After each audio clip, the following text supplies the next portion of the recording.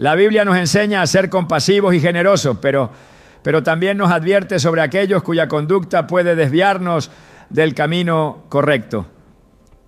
En Proverbios 14:7 se nos aconseja: apártate de la presencia del necio, porque en él no hallarás labios de ciencia. Esto nos revela una verdad esencial. No toda ayuda edifica, y hay personas que, en lugar de beneficiarse de nuestro apoyo, pueden llevarnos a la ruina. Hoy exploraremos 8 tipos de personas a las que la Biblia nos insta a no ayudar, para que podamos discernir cuándo nuestra compasión debe ir acompañada de sabiduría. ¿Estás listo para descubrir a quiénes debes evitar y por qué esto puede ser clave en tu vida espiritual? ¿Alguna vez te has encontrado tratando de ayudar a alguien que, en lugar de agradecer, rechaza tu consejo, se burla de tu advertencia o incluso se molesta porque intentas corregirlo? Es frustrante, ¿verdad? La Biblia nos muestra que no toda ayuda es bien recibida y que hay personas a las que, por más que intentemos guiarlas, simplemente no quieren cambiar. Proverbios 9:7-8 nos dice: el que corrige al burlón se gana insultos, el que reprende al malvado se gana desprecio. No reprendas al insolente, no sea que acabe por odiarte. Corrige al sabio y te amará. Estas palabras nos revelan una verdad poderosa. Hay quienes desprecian la corrección, se aferran a su necedad y, lejos de aprender, se enojan con quien intenta mostrarles el camino correcto. ¿Cuántas veces hemos intentado abrirle los ojos a alguien solo para recibir rechazo a cambio? Imagina la escena. Una persona se está dirigiendo directo hacia un abismo y tú, por amor y compasión, intentas advertirle, le gritas, le señalas el peligro, incluso intentas detenerla. Pero en lugar de agradecerte, te ignora, se burla y sigue adelante como si nada. Así son aquellos que rechazan la corrección. No importa cuántas veces les adviertas, siempre encontrarán una excusa para continuar en su camino equivocado. Este tipo de personas no solo ignoran la voz de la sabiduría, sino que la desprecian. En la Biblia encontramos innumerables ejemplos de esto. Uno de los más impactantes es la historia del faraón, en tiempos de Moisés. Dios le envió advertencias a través de señales y milagros, pero su corazón estaba endurecido. Éxodo 7:13 dice: y el corazón de Faraón se endureció y no los escuchó, como Jehová lo había dicho. Este es el peligro de quienes rechazan la corrección. No solo ignoran la verdad, sino que su orgullo los lleva a sufrir consecuencias devastadoras. ¿Cuántas veces hemos visto a alguien tomar una mala decisión después de haber sido advertido una y otra vez? La Biblia nos dice que corregir a un necio es inútil porque no tiene la humildad para reconocer su error. Proverbios 12:15 lo dice claramente: el camino del necio es recto a sus propios ojos, mas el que obedece el consejo es sabio. Y aquí es donde debemos hacer una pausa y reflexionar. ¿Cuántas veces hemos insistido en ayudar a alguien que simplemente no quiere escuchar? El problema de seguir invirtiendo tiempo y esfuerzo en personas que rechazan la corrección es que tarde o temprano esa actitud puede afectarnos. Podemos desgastarnos emocionalmente, sentirnos frustrados y, en algunos casos, incluso empezar a dudar de lo que es correcto. Es por eso que la Biblia nos advierte que debemos apartarnos de los necios. Proverbios 14:7 nos dice: apártate de la presencia del necio, porque en él no hallarás labios de ciencia. Esto no significa que debamos dejar de ser compasivos, sino que debemos ser sabios en nuestra ayuda. No podemos forzar a alguien a cambiar, ni podemos gastar nuestras energías en quien no está dispuesto a recibir corrección. Jesús mismo nos dio una enseñanza muy clara sobre esto. En Mateo 7:6 dijo: no den lo sagrado a los perros, ni echen sus perlas a los cerdos, no sea que las pisoteen y volviéndose los despedacen. Esta advertencia es poderosa porque nos muestra que hay personas que no valoran la verdad, que menosprecian el consejo y que en lugar de cambiar pueden volverse en contra de quienes intentan ayudarla. ¿Alguna vez has tratado de advertir a alguien sobre un mal camino y en lugar de escucharte te ha atacado o tratado con desprecio?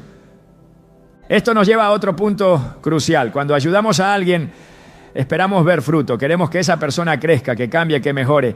Pero si después de múltiples intentos seguimos viendo la misma actitud de rechazo, quizás sea el momento de soltar. En Lucas 13, 6-9, Jesús contó la parábola de la higuera estéril.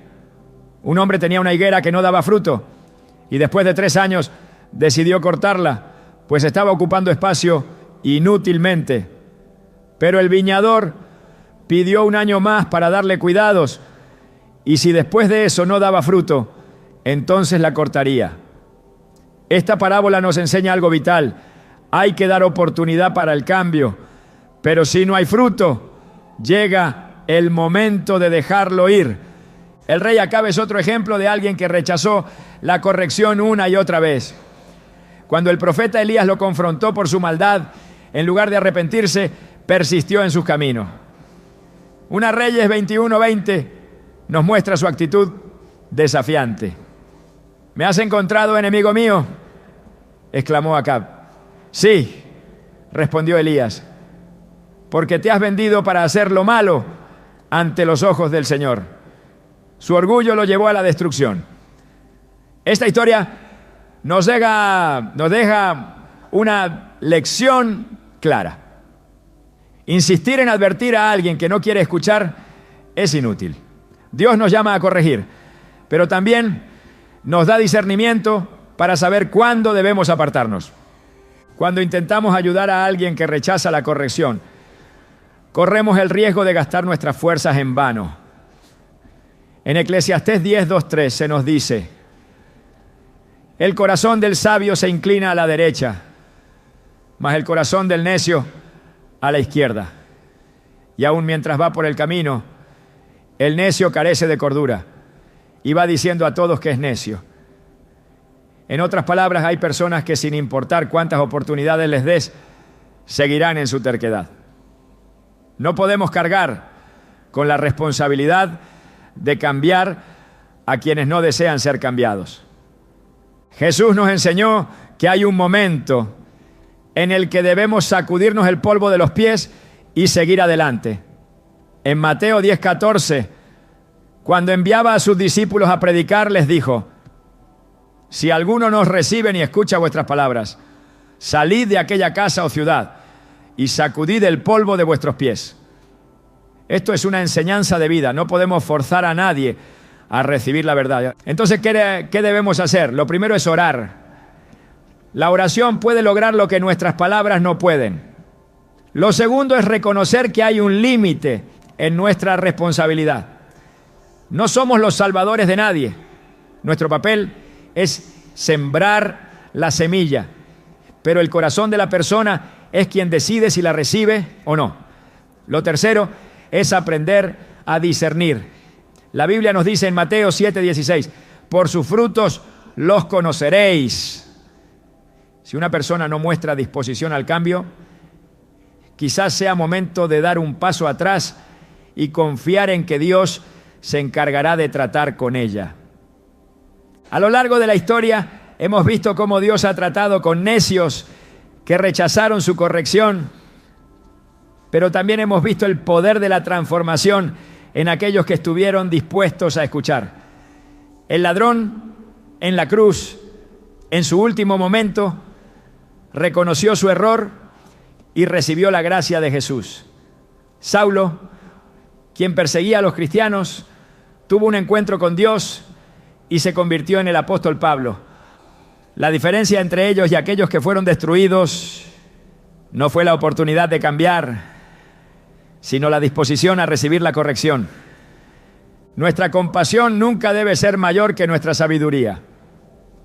Ayudar a alguien que rechaza la corrección no solo es inútil, sino que puede volverse en nuestra contra. Dios nos llama a ser luz, pero no podemos alumbrar a quien deliberadamente cierra los ojos. No se trata de dejar de amar, sino de entender que algunas personas solo aprenderán a través de las consecuencias de sus propios actos. Como nos dice Proverbios 26:4. No respondas al necio según su necedad, para que no seas tú también como él. Cuando entendemos esta verdad, dejamos de desgastarnos intentando cambiar a quienes no quieren ser cambiados. Dios tiene su tiempo y su forma de obrar en cada persona, y a veces lo mejor que podemos hacer es apartarnos y dejar que Él haga su obra. Desde tiempos antiguos la Biblia ha dejado claro que el trabajo y el esfuerzo son principios fundamentales en la vida del creyente. Sin embargo, también advierte sobre aquellos que eligen la pereza como estilo de vida, esperando recibir sin dar nada a cambio. Estas personas no solo rehúsan esforzarse, sino que buscan aprovecharse de la generosidad de otros, manipulando la compasión para evitar la responsabilidad. En 2 Tesalonicenses 3:10, el apóstol Pablo fue contundente al decir: el que no quiera trabajar, que tampoco coma. No se trata de una falta de misericordia, sino de un principio divino. Dios bendice el esfuerzo y la inacción voluntaria lleva a la ruina. La Escritura presenta numerosos ejemplos de cómo la pereza y el oportunismo pueden llevar a la destrucción. El libro de Proverbios advierte repetidamente sobre el destino del perezoso, comparándolo con una puerta que gira sobre sus bisagras, sin moverse realmente a ningún lado. Proverbios 26:14 dice: como la puerta gira sobre sus quicios, así el perezoso en su cama. No es solo una imagen de inactividad, sino de un estado mental y espiritual de estancamiento. La pereza no es simplemente falta de acción, es una actitud de resistencia al crecimiento, una negativa a tomar la responsabilidad de la propia vida. En contraste, la Biblia exalta el valor del trabajo y la diligencia. En Proverbios 10:4 se dice: las manos negligentes empobrecen, pero las manos de los diligentes enriquecen. Dios no condena la pobreza ni el sufrimiento, sino la actitud de quien, teniendo la capacidad de actuar, elige no hacerlo. Aquellos que buscan el beneficio sin el esfuerzo se convierten en una carga, drenando los recursos y la energía de quienes trabajan con dedicación. Esta es la razón por la que la ayuda debe ir acompañada de discernimiento. Dar sin dirección no es misericordia, es fomentar la irresponsabilidad. El libro de Jueces presenta un ejemplo claro en la tribu de Dan, que en lugar de luchar por la tierra que Dios les había asignado, buscó la solución fácil apoderándose de una ciudad indefensa. En lugar de enfrentar los desafíos con valentía, escogieron el camino de menor resistencia. Su historia es un recordatorio de que la comodidad puede llevar a la decadencia y que aquellos que rehúsan esforzarse pueden terminar por buscar atajos que los lleven aún más lejos del propósito de Dios. En el Nuevo Testamento, Pablo enfrentó este problema en la iglesia de Tesalónica. Había personas dentro de la comunidad que, en lugar de contribuir al bienestar de todos, pasaban su tiempo en la ociosidad, esperando que otros los sostuvieran. La respuesta de Pablo fue firme. Escuchamos que algunos de entre ustedes andan desordenadamente, sin trabajar en nada, sino entrometiéndose en lo ajeno. 2 Tesalonicenses 3:11. La ociosidad no solo los llevaba a la falta de productividad, sino que los hacía interferir en la vida de los demás. generando discordia en la comunidad. El problema con los perezosos y los aprovechados no es solo la carga que representan, sino la mentalidad que fomentan. Cuando alguien es ayudado sin límites ni condiciones, sin la exigencia de un cambio real, se acostumbra a recibir sin aportar. La ayuda deja de ser una bendición y se convierte en una excusa para seguir en la misma situación. Dios no nos llama a mantener la pereza, sino a desafiarla. En Efesios 4:28 se dice: el que robaba, que no robe más, sino que trabaje haciendo con sus manos lo que es bueno, para que tenga que compartir con el que padece necesidad. El cambio verdadero no ocurre cuando se recibe sin medida, sino cuando se aprende el valor de dar. En la parábola de los talentos, Jesús ilustró la diferencia entre la diligencia y la pereza. Un señor entregó a sus siervos distintas cantidades de dinero, esperando que lo administraran bien.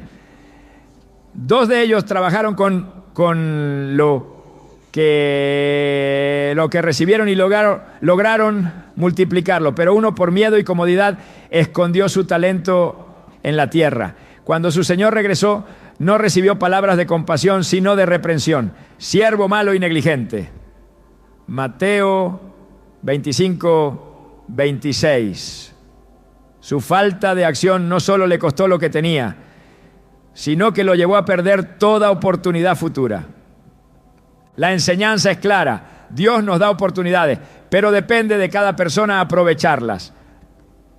Aquellos que eligen no hacer nada y esperan que otros cubran sus necesidades están rechazando la responsabilidad que Dios les ha dado. En lugar de ayudar sin discernimiento, la verdadera compasión es enseñar el valor del esfuerzo, motivar el crecimiento y animar a la autosuficiencia. En Gálatas 6:5 se nos dice: cada uno llevará su propia carga. No se trata de abandonar a quien está en necesidad, sino de reconocer que la ayuda no debe reemplazar la responsabilidad personal. El pueblo de Israel vivió esta lección en el desierto. Dios les proveyó maná cada mañana, pero les dio instrucciones específicas. Cada uno debía recoger lo suficiente para ese día y no guardar más de lo necesario. Aquellos que intentaron acumularlo encontraron que el maná se echaba a perder. La lección era clara: Dios provee, pero espera obediencia y acción de nuestra parte. La provisión no es excusa para la inactividad. Cuando Jesús multiplicó los panes y los peces, alimentó a una multitud, pero no convirtió el milagro en un estilo de vida permanente. Después de haber sido saciados, las personas lo buscaron nuevamente, esperando seguir recibiendo sin esfuerzo. Jesús respondió con claridad: trabajen no por el alimento que perece, sino por el alimento que a vida eterna permanece. Juan 6:27. Su mensaje no era solo sobre el pan físico, sino sobre el principio espiritual.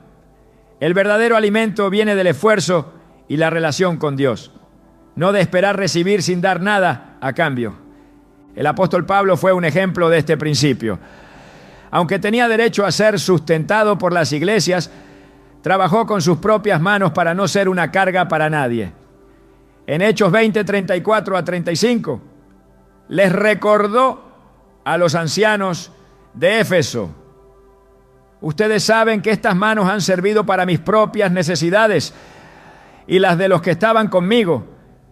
En todo les he enseñado que trabajando así se debe ayudar a los necesitados, y recordar las palabras del Señor Jesús que dijo: más bienaventurado es dar que recibir. La verdadera ayuda no es perpetuar la dependencia, sino enseñar la autosuficiencia y el esfuerzo. Los principios de Dios son claros. El trabajo dignifica, la diligencia es recompensada y la pereza lleva a la ruina. Ayudar no significa facilitar la inacción. La generosidad debe ir acompañada de sabiduría. Proverbios 19:15 dice: la pereza hace caer en profundo sueño y el alma negligente padecerá hambre. Aquellos que eligen la inacción cosecharán las consecuencias de su decisión. No se trata de cerrar el corazón a la necesidad, sino de dar con propósito. La Biblia nos llama a ser sabios administradores de nuestros recursos, a discernir cuándo ayudar y cuándo dejar que alguien enfrente las consecuencias de su falta de esfuerzo. En Proverbios 6, 6 a 8 se nos exhorta: ve a la hormiga, oh perezoso, mira sus caminos y sé sabio. Aunque no tiene capitán, ni gobernador, ni señor, prepara en el verano su comida y recoge en el tiempo de la siega su mantenimiento.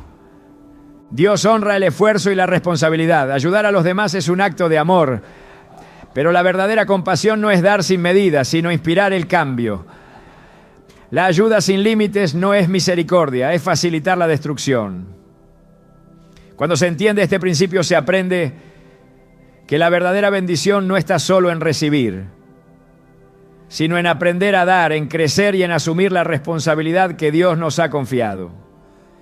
Desde tiempos antiguos, la necedad ha sido una trampa que impide la transformación y aleja a las personas de la verdad. No se trata solo de ignorancia, sino de una actitud de rebeldía contra la sabiduría.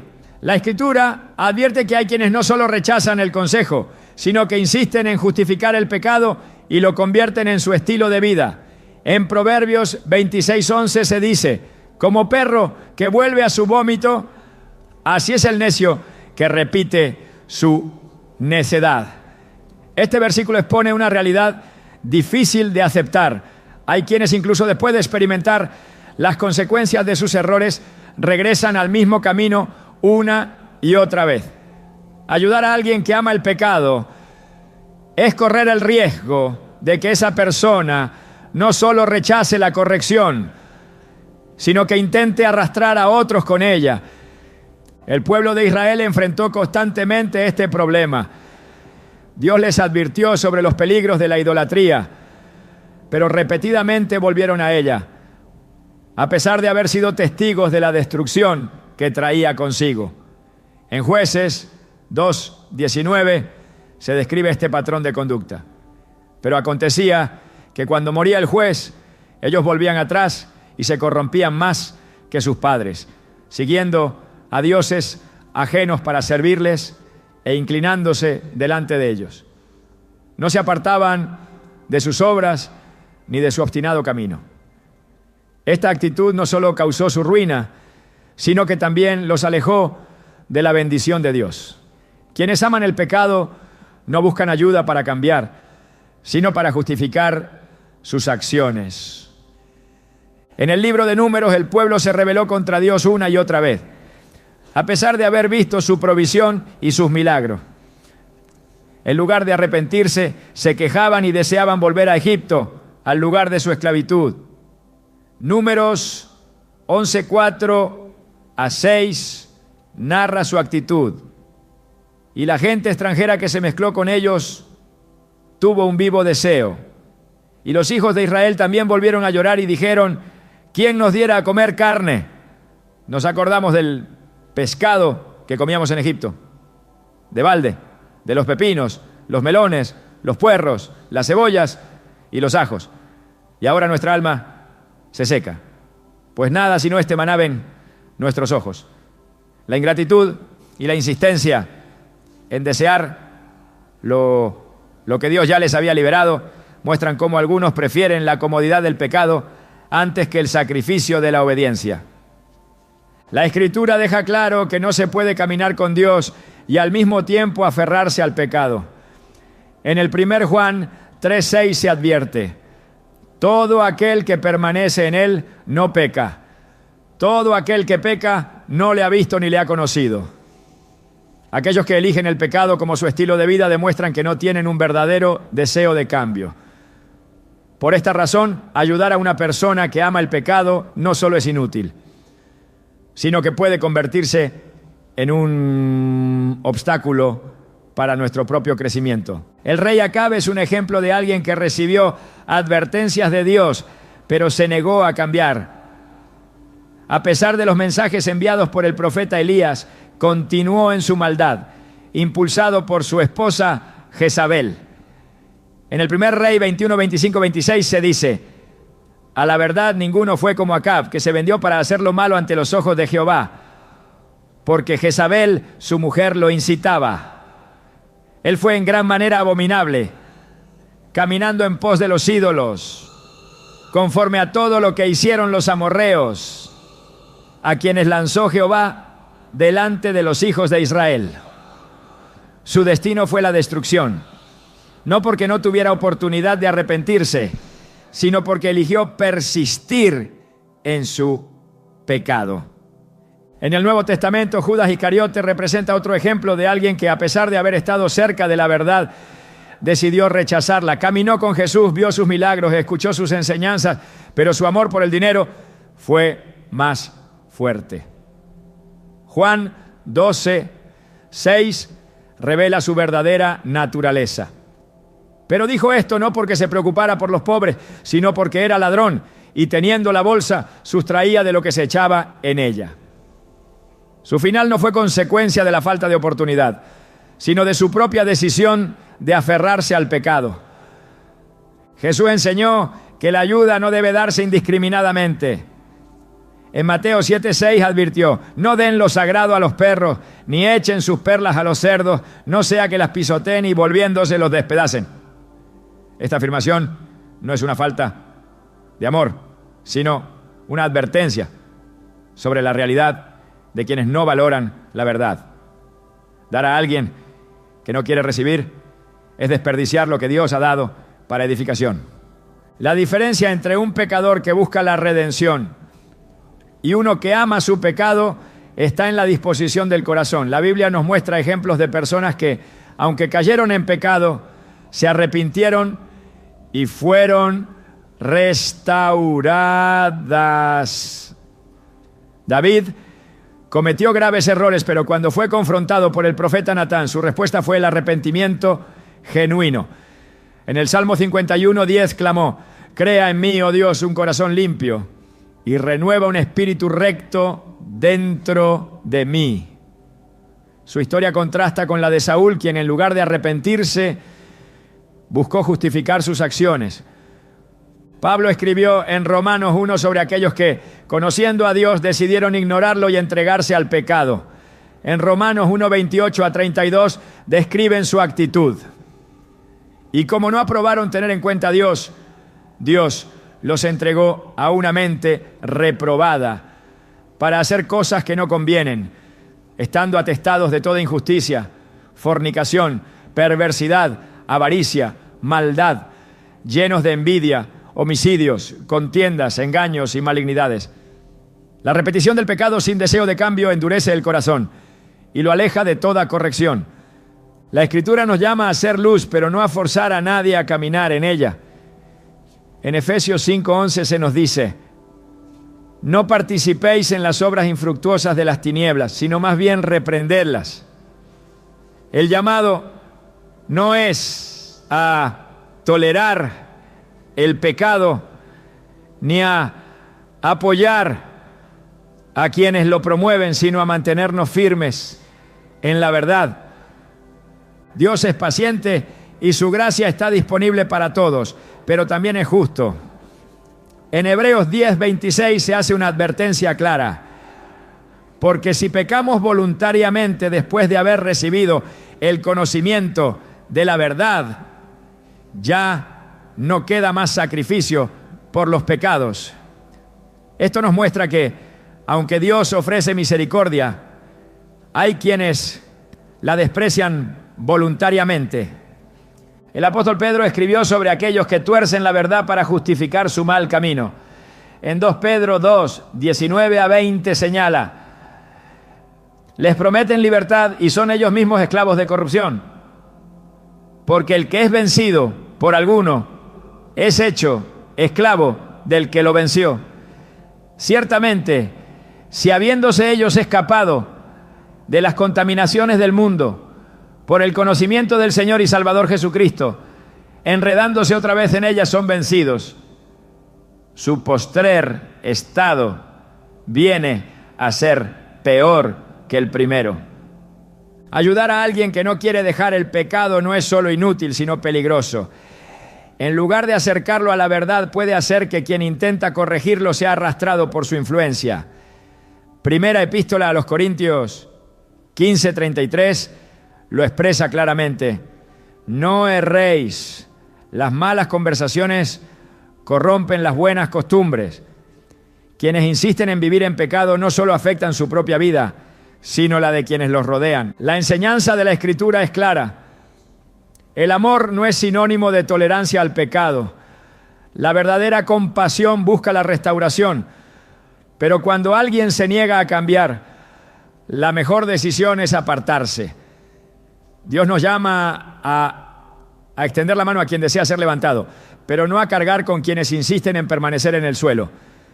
La luz no puede mezclarse con la oscuridad sin perder su esencia. Desde el principio de los tiempos, la traición ha sido una sombra que acecha incluso a los más justos. No es algo nuevo ni extraño. La Escritura está llena de advertencias sobre aquellos que con palabras dulces esconden intenciones perversas. La traición no siempre se manifiesta con acciones evidentes. A veces la deslealtad se oculta tras la máscara de una amistad falsa, tras el disfraz de alguien que parece cercano, pero que en realidad está esperando el momento oportuno para volverse en contra. En Salmos 41:9 se revela esta realidad con una crudeza inquietante. Aún mi mejor amigo, en quien yo confiaba y que compartía el pan conmigo, me ha traicionado. Estas palabras resuenan como un eco en la historia, porque no es la traición de un enemigo lo que duele más, sino la del amigo en quien se confiaba. El caso más impactante de traición en la Biblia es el de Judas Iscariote. No fue un extraño quien vendió a Jesús por unas monedas de plata, sino uno de los 12, uno que caminó a su lado, que vio los milagros, que compartió el pan con él. Su historia es un recordatorio de que no todos los que se presentan como aliados lo son realmente. En Mateo 26:48-49 se describe el momento en el que Judas entrega al maestro con una señal devastadora. Y el que le entregaba les había dado señal, diciendo: al que yo bese, ese es, prendedle. Enseguida se acercó a Jesús y dijo: salve, maestro, y le besó. El beso, símbolo de afecto y confianza, se convirtió en el emblema de la falsedad. No siempre la traición es tan evidente desde el principio. A veces la deslealtad se esconde tras años de aparente lealtad. La Biblia nos muestra que hay quienes se acercan no para construir, sino para destruir desde adentro. En el caso de Dalila, su acercamiento a Sansón no fue un acto de amor, sino una estrategia de los filisteos para descubrir su debilidad. Con palabras suaves y una aparente devoción, lo llevó a revelar su secreto. Y cuando tuvo la información que necesitaba, lo entregó sin dudar. Jueces 16:18 dice: viendo Dalila que él le había descubierto todo su corazón, envió a llamar a los principales de los filisteos, diciendo: venid esta vez, porque él me ha descubierto todo su corazón. La traición no siempre es inmediata. A veces se cultiva con paciencia hasta el momento en que se pueda ejecutar con el mayor daño posible. Las Escrituras advierten sobre aquellos que con palabras halagadoras y apariencias engañosas se infiltran en la vida de los justos. Proverbios 26:24-26 describen esta realidad con precisión. Con sus labios el que odia disimula, pero en su interior maquina engaño. Cuando hable amigablemente no le creas, porque hay 7 abominaciones en su corazón. Aunque su odio se cubra con engaño, su maldad será descubierta en la congregación. El problema no es solo que existan traidores, sino que a menudo se presentan de una manera en la que es difícil identificarlos hasta que el daño ya está hecho. En la historia del rey David, la traición vino de su propio hijo, Absalón. La traición de un amigo es dolorosa, pero la de un familiar es aún más devastadora. Absalón no solo conspiró contra su padre, sino que lo hizo con astucia, robando el corazón del pueblo y manipulando la percepción de la gente para debilitar el reino de David. 2 Samuel 15:6 describe su estrategia. Así hacía Absalón con todos los de Israel que venían al rey a juicio, y así robaba Absalón el corazón de los de Israel. Su traición no fue una rebelión abierta desde el principio, sino un trabajo lento de manipulación hasta que tuvo suficiente poder para desafiar a su propio padre. La traición no solo viene de individuos, sino también de grupos que se presentan como aliados, pero que en realidad buscan su propio beneficio. En el libro de Nehemías se relata cómo los enemigos de Israel intentaron detener la reconstrucción de los muros de Jerusalén, no con ataques directos, sino con estrategias de engaño. En Nehemías 6:2 se narra el intento de engaño. Sanbalat y Gesem enviaron a decirme: ven y reunámonos en alguna de las aldeas en el campo de Ono.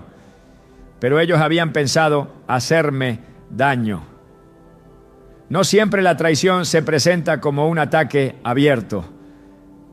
A veces se viste de una invitación aparentemente inofensiva. Las Escrituras enseñan que hay que ser prudentes en la elección de las personas en las que se confía.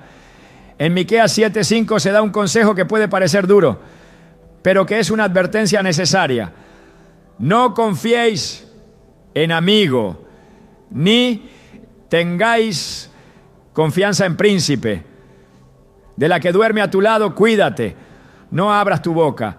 No se trata de vivir con miedo, sino de ser conscientes de que no todas las personas que parecen cercanas lo son realmente. En el Nuevo Testamento, Pablo enfrentó traiciones dentro de la iglesia. En 2 Timoteo 4:10 menciona a Demas, quien lo abandonó por amor al mundo, porque Demas me ha desamparado, amando este mundo, y se ha ido a Tesalónica. Su partida no solo fue un acto de abandono, sino una muestra de cómo algunos pueden caminar un tiempo en la fe, pero en su corazón nunca estuvieron realmente comprometidos. Los falsos amigos no solo pueden causar daño, sino que también pueden desviarnos del propósito de Dios. En Proverbios 22:24-25 se advierte sobre la influencia de quienes no tienen una intención genuina. No te hagas amigo del iracundo, ni andes con el hombre violento, para que no aprendas sus maneras y tomes lazo para tu alma. La cercanía con personas equivocadas puede hacer que, sin darnos cuenta, adoptemos sus actitudes y nos alejemos del camino correcto. El peligro de los traidores es que, a diferencia de los enemigos declarados, no atacan de frente. En Lucas 22:3-4 se describe cómo Judas buscó la oportunidad perfecta para entregar a Jesús. Y entró Satanás en Judas, por sobrenombre Iscariote, el cual era uno del número de los 12, y fue y habló con los principales sacerdotes y con los jefes de la guardia de cómo se lo entregaría. Su traición no fue un acto impulsivo, sino el resultado de una decisión calculada. Las Escrituras enseñan que la confianza es valiosa y debe ser otorgada con discernimiento. En Jeremías 9:4 se advierte: guárdese cada uno de su compañero y en ningún hermano tenga confianza, porque todo hermano engañará con falacia y todo compañero andará calumniando. La prudencia no es falta de amor, sino un acto de sabiduría. Dios es quien da justicia en medio de la traición. David, después de ser perseguido y traicionado, escribió en el Salmo 55:22: echa sobre Jehová tu carga y él te sustentará. No dejará para siempre caído al justo. Aunque la traición es dolorosa, la justicia de Dios es segura. El camino de la sabiduría es reconocer que no todos los que se acercan lo hacen con buenas intenciones. No se trata de vivir con desconfianza, sino de aprender a discernir quiénes realmente caminan en la verdad. Jesús, aún sabiendo quién lo traicionaría, cumplió su propósito sin desviarse. Esa es la enseñanza más poderosa. La traición puede venir, pero nunca debe apartarnos del camino que Dios ha trazado. Desde tiempos antiguos la Escritura ha dejado en claro que no todas las alianzas son buenas ni todas las compañías son edificantes. Hay caminos que parecen de ayuda y misericordia, pero que en realidad solo conducen a la confusión y al alejamiento de la verdad. No todo aquel que extiende la mano lo hace con intenciones puras, y no todos los que buscan apoyo merecen ser sostenidos. Existen personas que no solo rechazan la verdad, sino que se levantan en abierta rebelión contra Dios, desafiando sus principios y arrastrando con ellos a quienes los rodean.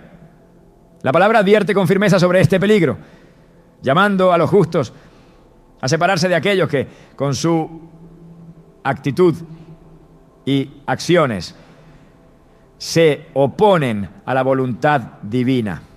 En 2 Corintios 6:14 se da una instrucción clara y contundente.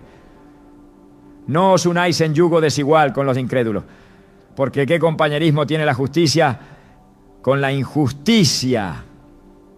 ¿Y qué comunión la luz con las tinieblas? Esta advertencia no es solo una guía para la vida espiritual, sino una regla de protección para evitar caer en el engaño y la corrupción que acompaña a quienes desprecian la verdad. La historia de Israel está marcada por momentos en los que la alianza con aquellos que se rebelaban contra Dios trajo consecuencias devastadoras. En el libro de Números se relata el episodio de Coré, Datán y Abiram, quienes con un espíritu de insurrección se levantaron contra Moisés y Aarón, desafiando la autoridad establecida por Dios. En Números 16:3 proclamaron con arrogancia: basta ya de vosotros, toda la congregación, todos ellos son santos, y Jehová está en medio de ellos. ¿Por qué, pues, os levantáis vosotros sobre la congregación de Jehová? Su rebeldía no era solo contra los líderes visibles, sino contra Dios mismo. No buscaban justicia, sino poder, disfrazando su insubordinación de una falsa reivindicación de igualdad. Su destino fue una advertencia para todos. La tierra se abrió debajo de ellos y fueron tragados vivos junto con aquellos que los siguieron en su rebelión.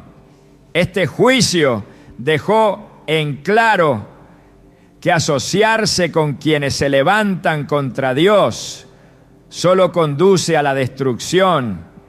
Los reyes de Israel y Judá enfrentaron repetidamente el problema de las alianzas equivocadas. Josafat, un rey que temía a Dios, cometió el error de unirse en pacto con Acab, un monarca impío que había llevado a Israel a la idolatría. A pesar de ser advertido, Josafat se alió con él en una batalla que no debía librar. En 2 Crónicas 19:2, el profeta Jehú lo confrontó con una pregunta que expuso el peligro de su decisión. ¿Al impío das ayuda y amas a los que aborrecen a Jehová? Pues ha caído sobre ti la ira de Jehová por esto. La asociación con Acab casi le costó la vida y puso en riesgo su reino. Aunque Dios lo rescató, su error dejó una marca en su reinado y en su descendencia. La Escritura no solo advierte sobre los peligros de estas alianzas, sino que también muestra la estrategia de aquellos que se rebelan contra Dios. No siempre se presentan como enemigos declarados, sino que muchas veces operan desde la persuasión y la manipulación.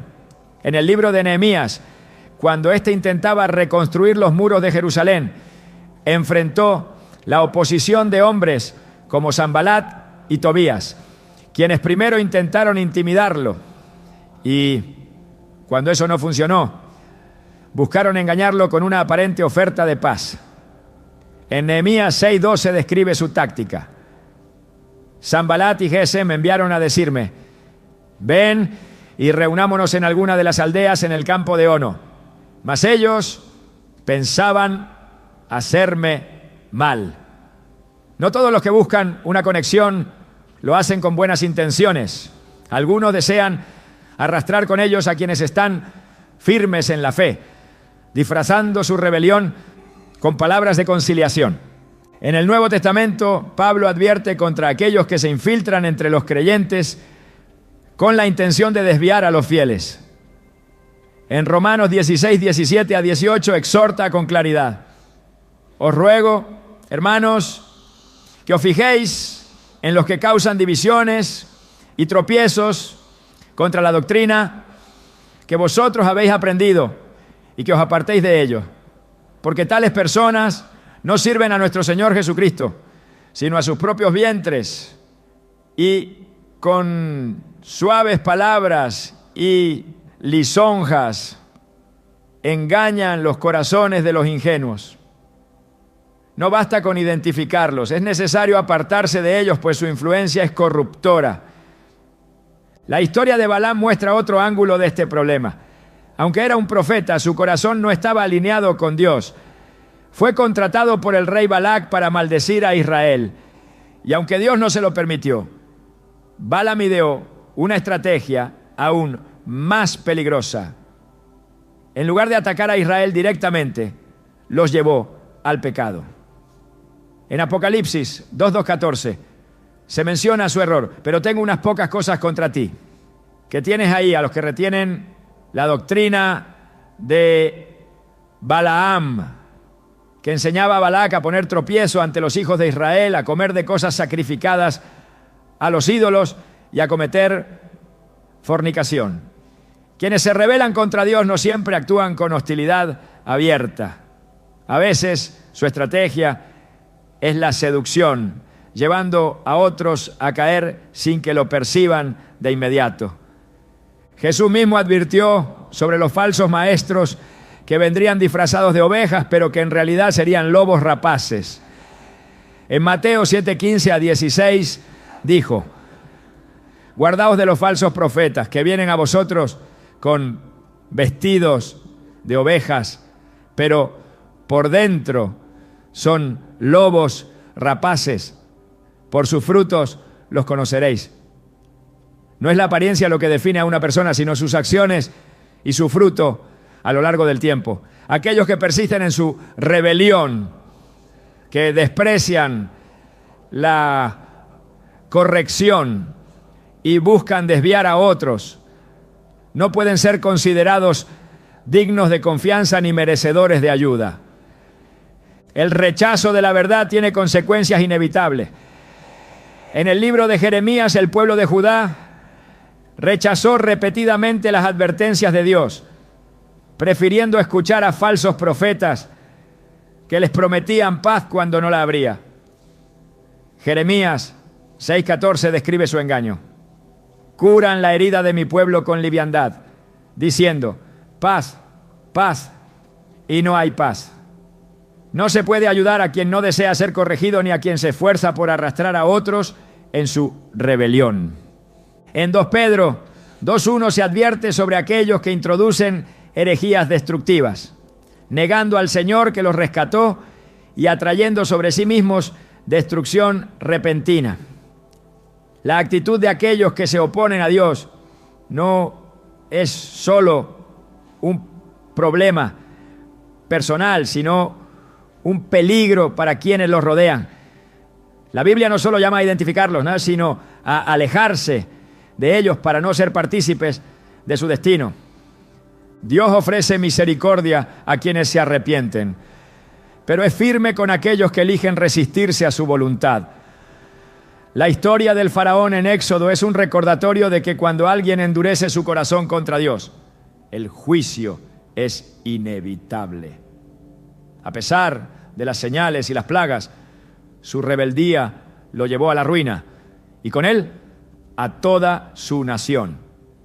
En Éxodo 14:17 Dios declara: y he aquí, yo endureceré el corazón de los egipcios, para que entren tras ellos, y yo me glorificaré en Faraón y en todo su ejército, en sus carros y en su caballería.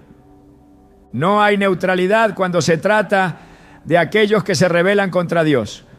O se camina en la verdad o se participa en la rebelión, aunque sea de manera indirecta. En el 1 Juan 2:19 se señala la diferencia entre quienes realmente pertenecen a Dios y quienes solo parecen estar con Él. Salieron de nosotros, pero no eran de nosotros, porque si hubiesen sido de nosotros, habrían permanecido con nosotros. Pero salieron para que se manifestase que no todos son de nosotros. La decisión de ayudar debe ir acompañada de discernimiento, porque no todo el que extiende la mano lo hace para recibir con sinceridad. Algunos solo buscan arrastrar a otros con ellos. Desde tiempos antiguos la Escritura advierte sobre aquellos que en lugar de buscar la paz siembran discordia y conflicto. No solo causan división, sino que destruyen relaciones, envenenan corazones y debilitan la unidad entre los creyentes. Sus palabras son como fuego que consume, encendiendo disputas